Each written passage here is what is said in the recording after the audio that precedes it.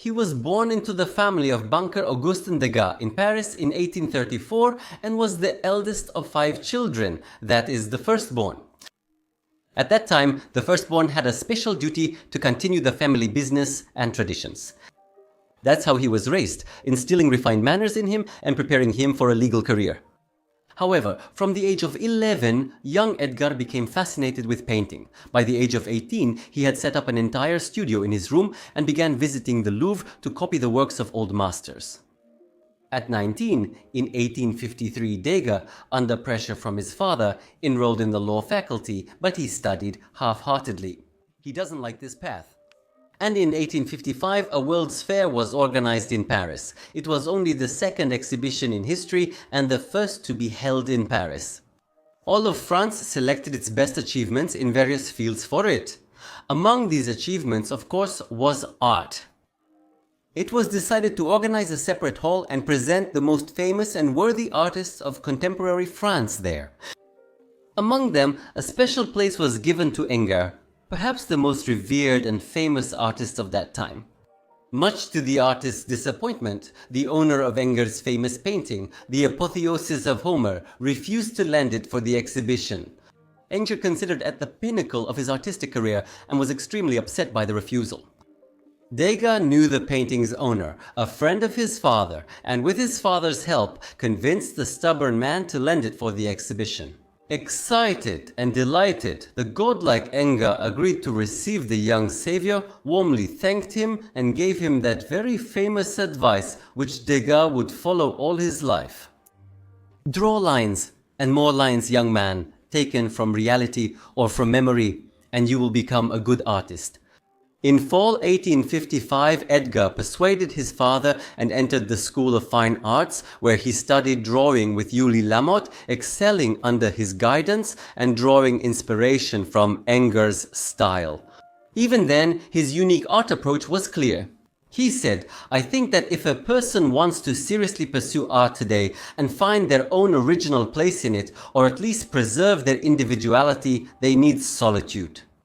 Degas liked the fact that artists borrowed styles and subjects from each other. In his opinion, this blurred their individuality. As you'll see, he'll continue following Ingres's principles for a long time. This approach will make him a truly unique member of the Impressionist group, and even, in some ways, an outsider. He will be the only one who always works in the studio, even though painting outdoors on plein air will become the hallmark, the new opportunity, and the main experiment of the Impressionists in just about 10 years. And here we already see the beginning of that very tectonic rift that will eventually separate Degas from the other revolutionary artists. In 1856, Degas goes to Italy and works on copies of the great master's works, perfecting his technique and becoming increasingly fascinated by the ideas of classicism. He will spend 3 years there, but unlike his colleagues, he is fascinated by the secondary details of paintings, secondary characters, or even just heads as separate portraits. After returning from Italy, he kept copying the great masters in the Louvre.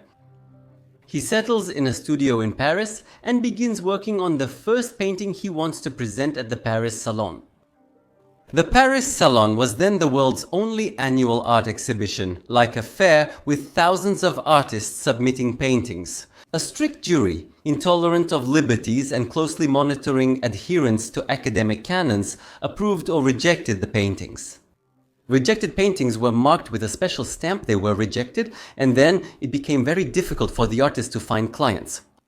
Participation in the Paris Salon was the only way for young artists to achieve success and fame. The favor of the jury directly affected the artist's popularity and the value of his work. Therefore, all artists strove to get into the Salon, and Degas was no exception. The young artist began working on a portrait of the Ballet family. And although he finished the painting only 8 years later, we will take a close look at it right now. In it, we see Degas' first attempts to break from classicism, where poses and compositions were always strictly set. Look, this is a portrait, but in the painting, only one of the daughters is looking at the viewer, the others are occupied with each other. The second girl sits naturally on a chair, one leg tucked under her. Even this alone was nearly revolutionary for that era. She sits like an ordinary girl, not with a prim aristocratic pose. Her father looks at her, while the Baroness gazes into the distance. It gives the impression of a candid photograph where only one of those present managed to notice the photographer and looked at him. This very approach, still being intuitively explored by the artist, will soon become his trademark. Around the same time, Degas began working on several of his historical paintings, Alexander and Bucephalus and Jephthah's Daughter. As you can see, these are quite classical subjects, classical technique and style. At that time, true high art was considered to be exclusively these kinds of epic large canvases with mythical or heroic subjects. Other painting types like portrait, still life or landscape were seen as secondary. In 1861, at the age of 27, he painted the picture Young Spartans, with Spartan girls challenging the young men to a fight. He used children from Montmartre as models, for the first time using models from real, everyday life in a rather unusual subject. He does the same in the painting Semiramis Building Babylon. Here too he is playing with fire because the subject is too close to realism. But realism, that is, depicting a scene close to real life, was considered marginal, mundane, and not elevated enough for true art. The next year, another key event occurs in Degas' life. He meets Edouard Manet while copying paintings at the Louvre. Both artists are from wealthy families, have excellent manners, and become friends, though they lack a unified approach to painting. By then, Manet was already well known. The next year, in 63, he painted and exhibited Luncheon on the Grass at the Salon, which the Academy ridiculed and outraged the public. I discussed this in detail in the Manet video, so be sure to check it out. I'll just say Manet's approach to the subject was seen as scandalous. However, after this scandal, Manet became so famous that his very name started attracting attention to everything he did. Degas said that his friend had now become as famous as Garibaldi. Despite their friendship, Manet did not approve of Degas' historical subjects. He believed it was more important to paint real life surrounding the artist. That realism everywhere. The worst insult from him was to call someone a historical painter, but Degas was still very young, extremely conservative, and influenced by Ingres and the old masters. However, being around such a bold and brilliant artist as Manet, his style and approach were bound to change soon. You may know Degas as the famous painter of ballerinas, but he is also well known for his depictions of horses. And he made his first attempts in this field in 1861 when he visited his friend in Normandy, Paul Vilpelson. He needed horses for his epic paintings, but painting a horse in motion was very difficult. Photography existed then, but it was slow and couldn't capture fast movement. And artists had to try to capture their poses, which was extremely difficult. For a while, this pose of a galloping horse called the flying gallop was extremely popular, but it would soon turn out to be completely impossible. It would be disproved by photography when it showed that in reality a horse never lifts all four legs off the ground.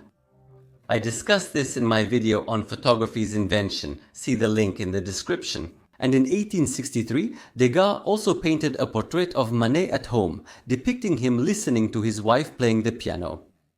Degas gave this painting to Manet, but Manet disliked the portrait of his wife, so he angrily cut her image from the canvas and put the painting in storage. Degas doesn't know about this yet, but the secret won't last long.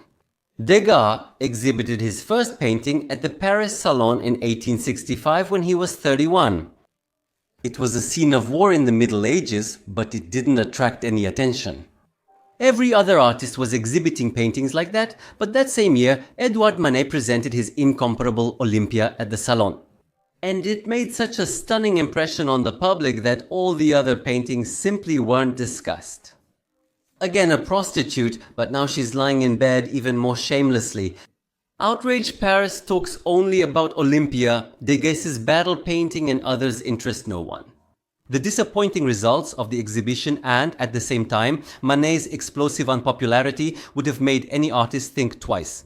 But in fact, it was Manet's boldness that inspired many Parisian artists of that time to take risks themselves. Soon, a group of young rebel artists gathered around Manet, whom we now know as the Impressionists. They began meeting at the Café Gerbois and passionately discussing their ideas. They were weary of classicism and the Academy's oppressive control. These were Claude Monet, Alfred Sisley, Auguste Renoir, Frédéric Bazille, Berthe Morisot, Camille Pissarro, and Edgar Degas. They are developing new principles of painting that do not fit into the canons of academicism at all and rather contradict them. By that time, the Academy had completely lost its mind and started rejecting anyone who allowed even the slightest liberties. In 1863, it rejected as many as 5,000 works. There was a general outcry among the artists, and in response to the complaints, Napoleon ordered the organization of the Salon of the Rejected, where all the paintings not accepted by the official salon were gathered, and it turned out that the Salon of the Rejected was even more popular with the public than the official salon. But power and money still remain in the hands of the Academy. Of the future Impressionists, only Degas and Berthe Morisot, the first female Impressionist, were wealthy. Watch the video about her on my channel. The other rebellious artists need something to live on. But the official salon practically blocked their path to recognition, saying, either you stop these strange games with painting, or you'll never receive the salon's recognition and good commissions. Of course, they didn't even think of listening because they didn't call their group the Intransigents for nothing. A group of rebels begins their first experiments and steps toward what we now call Impressionism. The Industrial Revolution is booming in Europe, with new inventions like steamships, locomotives, and photography emerging yearly. A little later, electricity will appear as well, huge factories and plants are emerging, and the world is changing completely and very quickly. The invention of the simple lead and later aluminum paint tube brings about a real revolution in painting. Now you can take paints with you. If before this all paintings were created only in studios from memory or sketches, now it becomes possible to go out into the field for plein air painting and paint directly from nature. But nature is changeable and you need to capture it right now. This rush leads to a new technique that contrasts with classicism. Whereas classicism values accuracy and invisible brushstrokes, the new method breaks the landscape into a mosaic of large, quickly and precisely applied impasto brushstrokes. The painting only unites from afar. If academic painting primed the canvas with a dark base, the Impressionists started using white, and this immediately seemed to light up the canvases of the irreconcilables with all colors. Shadows stopped being purely black. They began to take on the colors of the objects around them and the color of the light. Morning, sunset, or daytime, just as it really is. And of course, this was too revolutionary, too bold for the public and academics to accept the new style as something proper. And soon the irreconcilable ones will dare to organize their own exhibition to show up the official salon. Conservative artists, previously ignored at the salon but supportive of the irreconcilable ones, think the Academy is overreaching. At the next exhibition in 1966, he shifts to his new passion, horses, and presents an incident at the races, showing a woman in shock after falling. However, with the same unfortunate result, a situation arises where it becomes almost impossible for the young artist to stand out at the salon. In classicism, you are overshadowed by the masters or their students, and any experiments or deviations are despised and condemned. And Degas could have joined the revolutionary ideas of the uncompromising ones. However, as we already know, he was extremely conservative. He generally stood apart in the group of rebellious artists. He was short, thin, and extremely sharp-tongued. His good education allowed him to enjoy participating in verbal sparring and almost always win against the poor and less educated Claude Monet, Sisley, or Renoir. The uncompromising group valued his talent, but his arrogance and sharpness didn't make him more likable. In both communication and art, he didn't chase after the train either. He flatly refused to paint outdoors, believing that these light experiments only distracted from the essence of the subject. Unlike most uncompromising artists who mainly painted landscapes, he rarely did, focusing instead on portraits and images of people and horses. He was also the only uncompromising one who persisted in priming his canvas with a dark ground. In the dim light of the oil lamp in the studio, this allowed him to first apply light spots to the dark background, immediately seeing the balance of the composition, which a light primer did not allow, forcing artists to learn to paint intuitively and create the composition on the fly, rather than by trial and error. Degas often erased and corrected his paintings, while future Impressionists saw correcting a brushstroke as a sign of error, poor technique, and unsteady hand. They never corrected their paintings because they believed that it was like correcting the artist's impressions, and impressions cannot be false. As you can see, in his approach, manner, and attitude toward the uncompromising, Degas was more of an anti-impressionist. Why is he seen as one of them, and why did he associate with those uncompromising, destitute people? Degas, of course, was also searching for new approaches. Staying true to classicism, he sought new modern images as seen in the Ballet portrait. In his diary, he wrote about the principles to follow. Transform academic studies into sketches reflecting modern sentiments. To draw any household items in use inseparably connected with the lives of contemporary people, men or women. For example, freshly removed corsets that still retain the shape of the body. You see, he was attracted to the true realism that was despised and rejected by the Academy. At the same time, Degas was a follower of academic techniques. This inner conflict sparked a spirit of contradiction in Degas, and like other irreconcilables, he eventually chose principle over tradition. Degas saw his mission as painting random things in such a way that we, looking at them, would imagine the rest ourselves. A freshly removed corset makes us think about the woman who wore it all day, how she sighed when she took it off, where she went, whether she was happy. He isn't interested in trees and meadows because they lack a human touch, don't alter reality, and offer viewers no reason for reflection or sentiment. He made a whole list of such objects, which, in his opinion, immediately stir up a memory or feeling in the viewer when they look at them. Musicians with their instruments, bakeries with freshly baked bread, different kinds of smoke, cigarette smoke, locomotives, pipes, steamships, troll nets. Images of veils, gloves used in funeral ceremonies, ballerinas, their bare legs seen in motion, or the hands of hairdressers, night cafes with different lamp lights reflected in mirrors. Some of these subjects he will never paint, but the rest, as you have probably already realized, will become his inspiration and make him famous as an artist. In 1867, Degas was 33. The Second World Exhibition of Achievements is in Paris, featuring Europe's first major display of Japanese art. Japan was a closed country and did not accept foreigners until 1855. The art and creativity of Japan became a revelation and captivated all of Europe. It will strongly affect even the uncompromising, especially Degas. Japanese art was built on completely different principles. It lacked foreground, middle ground, and background. Space was organized in a completely different way, more sparsely. There was no clear centralization of the composition, and the main objects of the scenes were often not in the center. Soon, we will see that this is exactly how he will start creating his own paintings, giving space to emptiness and often simply cropping his heroines. He spoke from Italy to Spain, from Greece to Japan. Not much has changed in the ways of depiction. Everywhere, it's a matter of summarizing the essential phenomena of life, and the rest is up to the artist's eye and hand. In other words, for Degas, the soul of any work of art was precisely the artist's original vision, expression, and unique perspective in which the subject played the leading role. The technique of depiction was secondary, and this also fundamentally distinguished him from the Impressionists, whose main discovery was precisely in technique. As I said, Degas had a complex relationship with the intransigents and saw only Manet as his equal. Berthe Morisot, a wealthy aristocrat, could have joined this circle as well, but in Degas' eyes, she had one significant flaw: she was a woman. That meant she would soon get married and stop painting, so why waste time on her?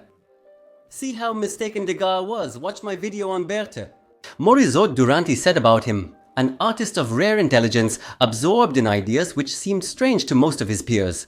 Because his mind worked without any method or consistency and was always in a state of agitation, they called him the inventor of social chiaroscuro. Even the most uncompromising, said Degas, was an impressionist experimenting with scenes of human life instead of nature, enhancing the portrait of his personality.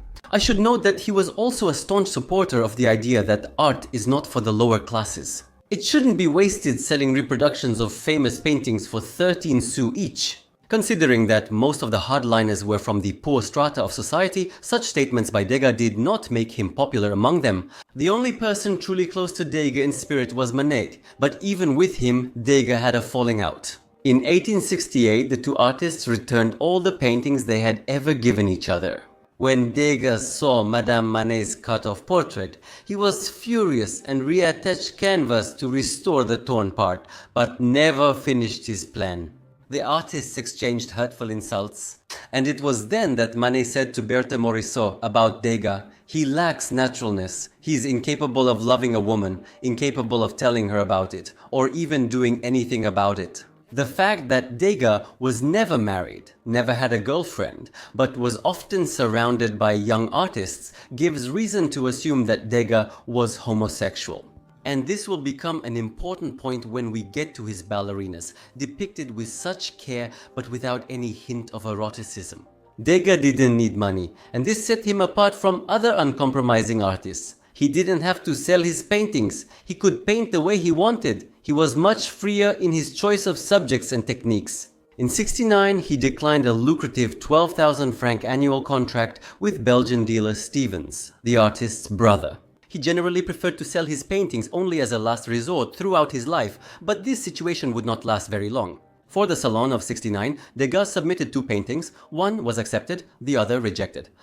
He was very upset and went to Italy, and upon his return he changed his signature, Degas. At 35 he dropped the aristocratic Degas and changed his name to Degas, as we know him. To this day, the Salon of 1870 would become the last Salon of the old French Empire. That year, the Franco-Prussian War began. Napoleon attacked Prussia but was quickly defeated, and the war reached Paris. Degas joins the National Guard to defend his hometown, and during the gunfire, he is first diagnosed with vision problems. Degas first had trouble with his right eye, but by 40 his vision was poor, and by 57 he couldn't read. He allowed himself only a few years, so he hurried. And this would also be reflected in his work. The objects in his paintings would become larger, the lines would become clearer and more decisive, and he would start using pastels, which are much easier to work with. Degas was fascinated by opera, especially the backstage activities, not the performances themselves. One day, he and Basil sneaked backstage looking for new subjects. Basil found nothing interesting, but Degas felt he had entered a whole new world. He walked everywhere, observing backstage life, making sketches so that later, mostly from memory, he could recreate what he had seen. Backstage life at the opera gave him a new source of inspiration. He became friends with the orchestra musician Edgar Degas and depicted him in several compositions where the stage is shown in the background and the musicians with their instruments are in the foreground. No one before him had put the stage where the most interesting things happen in the background. But it was these reversals that fascinated Degas. Look at the painting. That's exactly what a photograph from the theater would look like if the focus wasn't on the stage, but on the musicians. Degas also began attending the classes where the opera's ballet master trained groups of young girls, the so-called rats, for their difficult and graceful work. Here he found what interested him most, movement, but not free and effortless, like with horses, but quite the opposite. Precise and rehearsed exercises subjected to strict discipline. Gestures dictated by the laws of dance, poses meant to maintain balance, curves of the body supported by a single point. Pointe. Degas was fascinated by the possibility of stopping a dance pas in such a way that it looked as natural as possible. To capture a moment of almost acrobatic movement performed by a fragile female body. The plasticity of the human body is no less complex a subject than the physics of a horse. When art critics say that his paintings are soulless, they are largely right. Degas isn't interested in the girls themselves, but is fascinated by conveying movement, light, and lightness. Just as we see them in real life on stage, but frozen as if in a block of ice. And the ballerinas are here for a reason. Like aerial acrobats, they can hold poses impossible for ordinary people while remaining millimeter precise. And perhaps, if Degas had an erotic interest in his models, it would have prevented him from seeing them with the purity, precision, and technical skill that the artist was able to achieve. He admired ballet's graceful and complex, sometimes nearly impossible movements, not the ballerina's exposed bodies. At the same time, thanks to his analytical and detached vision, Degas acts as a reporter. Someone who broadcasts the most routine, everyday aspects of ballet behind the scenes. Training, rehearsals, dressing preparations. The real life of the theater, which most viewers can't see, the reverse side of the beauty we see on stage. And in this sense, Degas is also a storyteller and a celebrator of beauty that is not theatrical but the real one, with the warmth of corsets and untied point shoes. These topics are especially interesting to audiences who have never seen backstage. Notice that in Degas' paintings there are often secondary objects in the foreground that block part of the scene.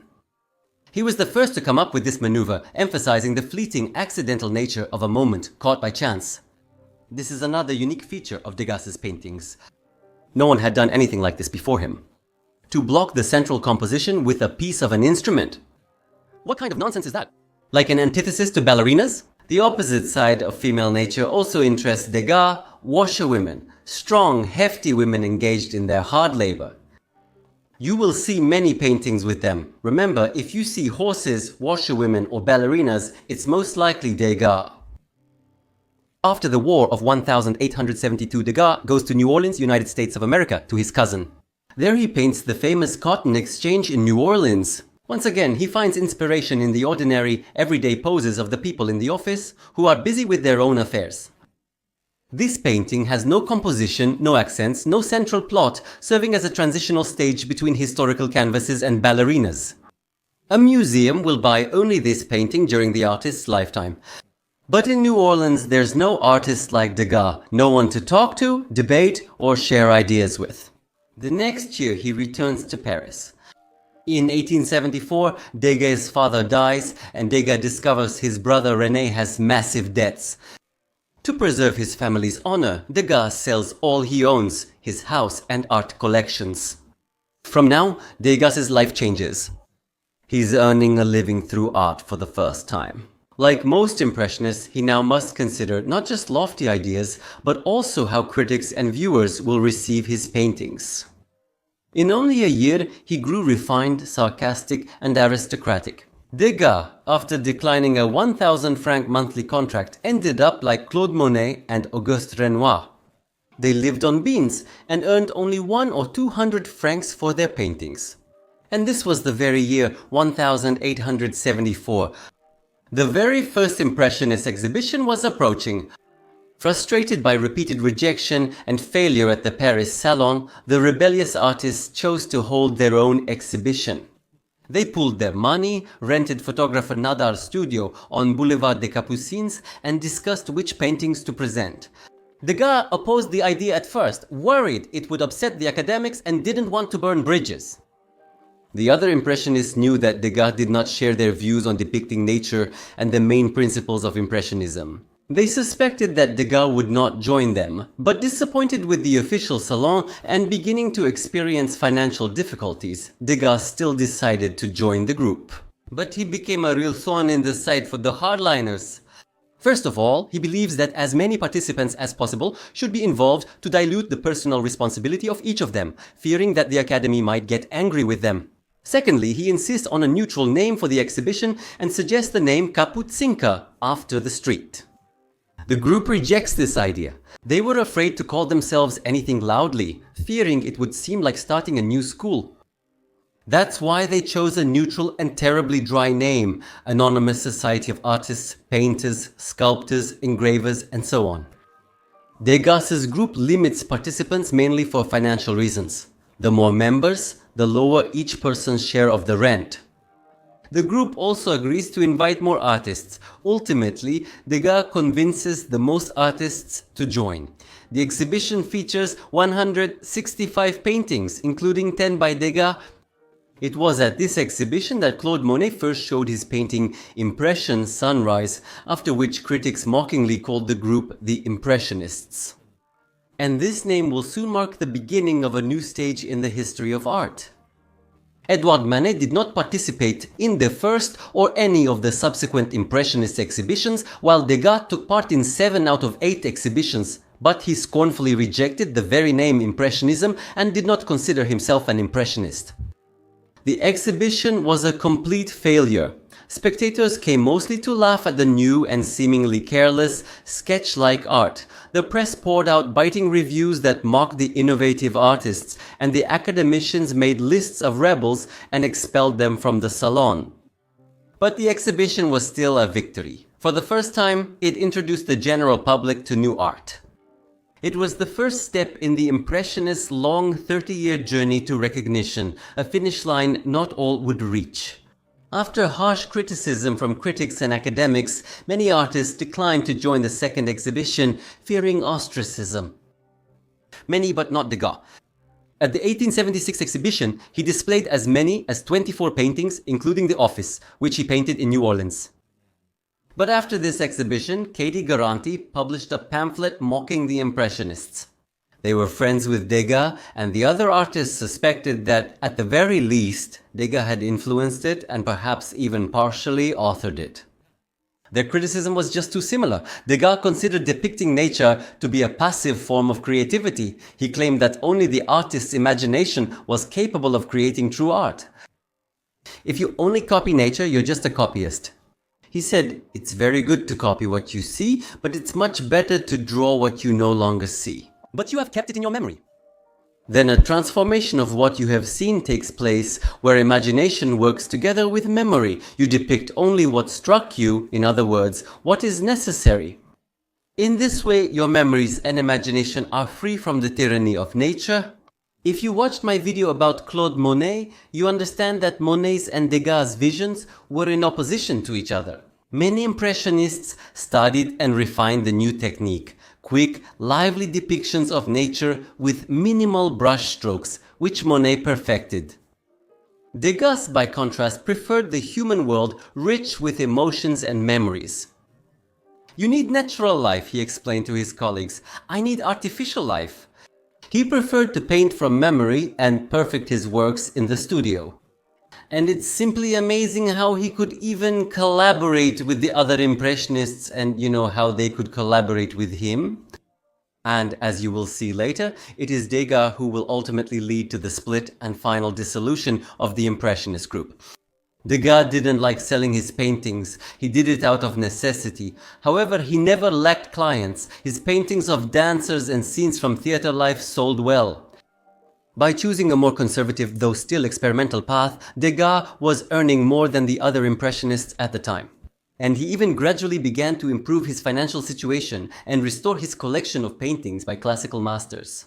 By then, his affairs were partly handled by Paul Durand-Ruel, the first art dealer in history, who worked hard and believed in the new art. He almost single-handedly kept the group going, working hard to sell their paintings. In 1974, the famous singer purchased 6 Degas paintings from Durand-Ruel. Degas deeply regretted selling them, and he asked to return the paintings so he could rework them a bit. However, he later refused to return them and instead promised the singer to paint 4 large compositions for him. 2 of them were completed in 1976, 2 years later. But after waited more than 11 years for the other 2, he eventually sued Degas to get compensation for his losses. Degas didn't like giving up his paintings. The third Impressionist exhibition, sponsored entirely by Caillebotte, was held in 1877 amid heated debates. Before the exhibition, Degas was the most active participant and the only one able to pay for himself and a few others, giving him some power. He held a meeting and demanded to introduce a ban on artists who exhibit with the group from also exhibiting at the salon. Many disliked this, which further increased the artists' dissatisfaction with Degas' initiatives. Therefore, only 18 artists and 230 paintings took part in the third exhibition, including Renoir's famous ball at the Moulin de la Galette. Degas submitted the most works, 25 paintings, and a separate room was allocated for him at the exhibition. By that time, the name Impressionist had already become common, and the artists wanted to call the exhibition the Impressionist Exhibition. Degas was categorically against it, not wanting to officially start a new movement in painting, but this time they didn't listen to him, and thus the name Impressionists was officially assigned to the group for the first time. Despite all of Degas' efforts, his was the only, though wealthy and influential voice, and it could not outweigh the voices of all the other participants. At this time, Degas begins to experiment with pastel. Pastel is a harder material, kind of like an oil crayon. That's why it's easy to lay one layer on top of another without waiting for the previous layer to dry. Remembering the defeat in the vote at the previous exhibition, Degas begins to form a group of young followers around himself and tries to get them included among the exhibition participants. They followed their patron everywhere, making Degas feel important. He truly was. All the Impressionists recognized his talent, though he had a very difficult character. And then there was this gang of greenhorn artists looking up to their witty patron with refined manners, with adoration. Degas and Edouard Manet at this time come together again and make a very questionable move, which started the real breakdown of the Impressionists' collaboration. They start frequenting another cafe, the New Athens, thus disrupting the usual routine of the Impressionists who had been gathering at the Café Gerbois for a decade. Manet and Degas become the most frequent visitors of the New Athens, and gradually the others join them as well, except for Claude Monet and Sisley. Claude Monet, essentially the inventor and the most vivid and ardent adherent of Impressionism, was also its most persistent and stubborn supporter. Manet was incredibly talented but poor as a church mouse and couldn't get along with the conservative Degas. And so, with Degas' struggle for power within the group, the split among the Impressionists began. The third exhibition achieved modest success and broke even. After expenses, participants each earned 4 francs. But that was already something. Therefore, the fourth exhibition, which took place 2 years later, in 1979, was intended as a development of this modest success. The press became less harsh, and society got used to a group of eccentric people who couldn't draw. At Degas' urging, 3 newcomers joined the exhibition: Mary Cassatt, Forain, and Zan Domenici. Degas tried to get his protégé Raffaelli into the exhibition, but faced strong resistance and backed down, though he didn't give up. Degas again submitted 25 works with his protégé, occupying a separate space. Degas again pushed to drop Impressionism from the exhibition's title, and this time had more support. And he succeeded. The exhibition was very successful. It was visited by as many as 16,000 people, and in the end, it brought a profit of 439 francs to each of the participants. Degas partly credited himself for the exhibition's success and used this to help organize the 5th exhibition in 1880. He got Raphael involved, who presented 35 works. The old guard disliked the exhibition being filled with new, unknown, and sometimes questionable names like Raphael's. The founders of the movement saw Degas' attempts as an effort to usurp power in the group and believed that this undermined the very meaning of their fellowship. Claude Monet, Renoir, and Sisley declined to join the exhibition. Renoir instead submits his portrait to the Salon. Madame Charpentier succeeds greatly. Following his friend's example, Claude Monet, who is in a difficult financial situation, will also submit his works to the next Salon. This is Monet's démarche, despite Degas' insistence that no one from the group should submit to the official Salon. It will cause a major rift between Degas and Monet. Degas reacted with contempt to this decision by Monet, whose painting gave the Impressionists their name. But Monet needed something to live on. Unlike Degas, he earned his living solely from his paintings and had nothing else to his name. Monet tried to explain, but Degas responded with arrogant indifference, seeing only betrayal and a shameful compromise with official art in his actions. That was how Degas was. He feared angering the academicians and avoided the term Impressionism, yet also accused his friends of not being tough enough with them. Degas was 46 then and continued losing his eyesight. That's why he switched to a new type of art, sculpture. He sculpted in wax and started his first famous statuette, soon to take Paris by storm. This is the famous Little Dancer, and he promised to send it to the 6th exhibition, but he never did. The 6th exhibition almost didn't happen because too many of the founding artists who had any recognition broke away. The rest were in despair, discouraged by the toxic activity of Degas, who diluted their ranks with young newcomers, sometimes of completely questionable quality. The group shifted from a fellowship of like-minded people to a collection of artists with very different styles, leaving the Impressionists unsure of their identity. Only 4 of the 7 founding members remained. Caillebotte writes to Pissarro, "Degas caused discord in our circle at this time." It's a shame he has such a nasty character, spending his time lecturing at the New Athens or in high society. No one doubts that he is 1,000 times right in his statements, that he speaks about painting with boundless wit and common sense. Now he mentions his own needs but won't admit Renoir and Monet might have them too. Was he different before losing his money? Ask anyone who knows him, including yourself. No, this man is embittered. If Degas wants to participate, let him, but without the company he drags along with him. Degas, during a talk with Caillebotte about Manet and Renoir, arrogantly asks, "Do you still have these people at your place?" And such a contemptuous attitude toward his recent companions astonishes Caillebotte, who writes, "You see for yourself that, although he has great talent, he does not have a great soul." In the end, Caillebotte also breaks away, and the 6th exhibition takes place with a very reduced lineup. Degas sent 5 paintings, and finally a figurine. The Little Dancer, which causes a real sensation, it scares people. Like a voodoo doll, it has real human hair, a skirt, and clothes. It gives a creepy feeling, and all of Paris is talking about it. He made it out of wax, and this figurine will haunt his studio forever. He was offered many times to cast it in bronze, but Degas refused, saying, "Leaving something cast in bronze behind is too much of a responsibility. This material is eternal." There was significant discord among the Impressionists, and the 6th exhibition might have been the last without Durand-Ruel. Here's what happened. Caillebotte promised the old Impressionists that he would persuade Degas to give up Raphael, but Degas was absolutely against it. Caillebotte writes, "Last night, Degas angrily said he'd rather leave than give up Raphael. When I calmly study your situation over the 10 years that you have been organizing exhibitions, I find that the number of Impressionists is increasing, that their talent is growing, as is their influence. But as for Degas, his influence is becoming more and more harmful. Every year, because of him, one of the Impressionists is eliminated to make way for some nobody or a student from the official school. Despite all my good intentions, I don't want to play the fool in front of Raphael and that company. He can't convince the others either. No one wants to come back because of Degas. They decide to exclude Degas' supporters from the exhibition, so Degas refuses to participate.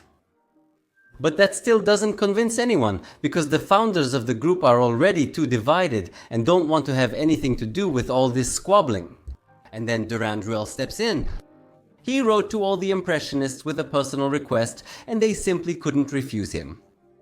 The group reunited in its original lineup, minus Degas and his followers. And the 7th Impressionist exhibition would be the most representative, mature, and would show the art world that Impressionism had already gained weight, matured, and wasn't going anywhere. The exhibition got positive but cautious reviews. Durand-Ruel priced Sisley's paintings at 2,000 francs each, while Bertha Morezzoc's works ranged from 500 to 1,200 francs. Against this backdrop, Degas, excluded from the exhibition, sold his paintings to Durand-Ruel for the first time, who bought several at once. Durand-Ruel wanted to sell Degas' paintings regularly since they sold well, but Degas found it humiliating. To take money for his works? A truly impossible person. In 1883, Edouard Manet dies, and it's a big blow to the group. Though Manet didn't see himself as an Impressionist or join any exhibitions, he greatly influenced them. This tragic event especially affects Degas, who is now left completely alone. Being excluded from the exhibition and losing the battle he started shook Degas' confidence. By then, Degas was very interested in photography and often used photos as painting sketches. Some artists were already doing this at the time, but Degas was probably the most ardent supporter of the new method. Nowadays, no one paints from life at all. Artists just photograph their models and then paint from the photograph.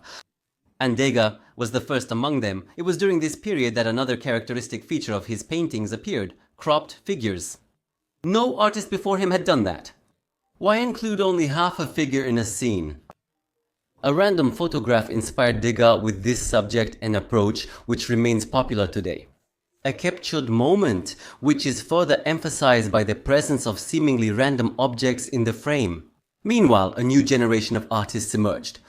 Impressionism, despised for more than 10 years, gave rise to a whole swarm of new movements. Degas is conducting a new experiment, creating a series of paintings of women bathing in a tub. If usually such scenes were painted when women took poses strictly determined by the artist, Degas came up with a new approach. He put a bathtub in his studio and told the models to wash, dry their hair, and act as if they were alone. And he himself watched, as if through a keyhole, trying to catch lively, natural poses without interfering or stopping them, only quickly sketching with a pencil, which he later refined with pastels. In these remarkable works, we see the same detached gaze without eroticism, fascinated by capturing the accidental poses of the human body accepted by the woman without an observer. It was these works, 7 Beds, that Sem showed at the 8th and final Impressionist exhibition in 1886. No one is asking him to give up Raphael now, but Degas, afraid of being left out of the last exhibition, does so himself. The old guard, Claude Monet, Renoir, Sisley, still refuse to join. The exhibition is sponsored by Berthe Morisot and Eugène Monet, Edouard's brother, and features young artists Seurat and Signac with their pointillism, along with Degas's paintings. The old guard of the Impressionists no longer has a place at these exhibitions, making the 8th the final Impressionist exhibition. From here on, each of them will go their own way, some of them hand in hand, and the loneliest road awaits Degas. Times have changed. Durand-Ruel has already brought the Impressionists, including Degas, to the United States. It was a risky venture that ultimately pushed the Impressionists out of the zone of alienation. American audiences and critics loved everything European. It was considered the standard of quality, and at the same time they were not bound by the conventions of Parisian passions. The exhibition was a great success. All the paintings were sold out, and after Durand-Ruel returned to Europe, art dealers from the United States followed him there. The popularity and demand for Impressionist paintings finally began to grow.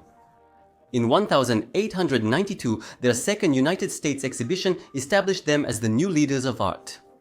Claude Monet's popularity is rising rapidly. Durand-Ruel holds his solo exhibition, which is a great success. His paintings sell for 15,000 francs. Monet buys a house near Paris and creates a garden there, which becomes a mecca for artists from all over the world. The wall of ostracism that Impressionism faced for 30 years has finally been broken. Degas' greatest rival, the renowned Claude Monet, becomes a star in the art world. Monet, who paints outdoors and depicts nature in a style Degas despises. Before the eyes of the quarrelsome artist losing his sight, the very Impressionism, even the name of which he shunned, becomes a brand. Life itself suddenly proves that Degas was wrong. Degas' paintings are also very popular because he is one of the Impressionists and possesses considerable talent. However, Degas' weakening eyesight does not allow him to paint at the same pace he was used to. He simply can't keep up with the incredibly productive Manet, and gradually he focuses on sculpting figurines. Degas' hands can still do what his eyes no longer can. He writes, there are moments when a person seems to shut the door behind himself to hide from everyone, not just from friends. You isolate yourself, fade away, and eventually end your life out of disgust. I had so many plans and now I'm cornered, powerless. Moreover, I've lost the thread. I always thought there was still time ahead, that I would still do everything I hadn't done, everything I was prevented from doing. Even in the hardest times, despite my eye illness, I never lost hope that one day I would get to it. I put all my plans away in a closet, the key to it was always with me, but now I've lost that key. Do you hear brokenness, despair, eye illness in these words? It progresses, Degas's character gets better, and gradually he is left alone, an incredibly talented and incredibly unhappy and lonely person, embittered at those around him, but most of all at his former comrades and himself. The Impressionists start gathering at cafes again, this time at Café Riche, but Degas is no longer invited to these gatherings. No one wants to experience the sting of his words and the painful arrogance of his attitude again. And in 1894 a national event occurs that will cause Degas to fall out not only with the Impressionists, but also with many other artists. This is the famous Dreyfus affair, a mysterious and scandalous espionage case involving Jews. Degas was not only a conservative but also an anti-Semite. At this time he was 60 years old. The Dreyfus affair became so notorious that it literally split French society into two opposing camps. I'll briefly tell you about it. It was a case of espionage in favor of Germany. Alfred Dreyfus, a diplomat and a Jew, was accused of spying for Germany based on forged documents. The spy, a top figure in French diplomacy, forged the document himself. Dreyfus was stripped of his rank and sentenced to lifelong exile. But the trial itself and the evidence was so weak that society did not believe them and split into those who believed in Dreyfus's guilt and those who did not. The first group began to stir up anti-Jewish sentiment in French society. A wave of anti-Semitism swept through and Edgar Degas joined it. But among the Impressionists, there was also a Jew, Camille Pissarro, and Degas attacked him with accusations. Mary Cassatt supported Pissarro. And the artists of Paris were divided into two groups, the Dreyfusards, Manet, Pissarro, Signac, and the anti-Dreyfusards, Degas, Cézanne, Matisse. Dreyfus spent a full 10 years in prison until new evidence emerged, and in 1906 he was acquitted. However, Degas' reputation among artists, which was already quite shaky, suffered irreparable damage. Even his last supporters turned away from him. In 1905, Degas created one of his most mysterious paintings, Interior. It was exhibited at the Durand-Ruel Gallery. Degas painted it back in 1867, 37 years earlier, but never showed it to anyone. Originally, the painting was called I Cannot Name the Title, and art historians are still guessing what story is depicted in it. We see a half-dressed young woman crouched on the floor and a man blocking the door. The original title tells us that it depicts a scene of violence. The painting is very powerful, and we can only speculate why Degas kept it hidden until the very last moment when he had almost stopped creating and selling his paintings. Degas lived in the center of Paris and led a hermit's life, content with contact with a couple of friends and avoiding new acquaintances. He stopped exhibiting his work. The last time he appeared in public was when he exhibited a series of pastel landscapes at Durand-Ruel's gallery. In 1892, he mastered the use of pastels, inventing a new method of heating them so they would become soft. And then the pastel strokes became very similar to oil paint, while retaining enough firmness to leave the characteristic relief of pastel. His work's structure, colors, and subjects became very similar to Impressionism. Perhaps without even realizing it, he adopted many things from colleagues whose methods he did not approve of.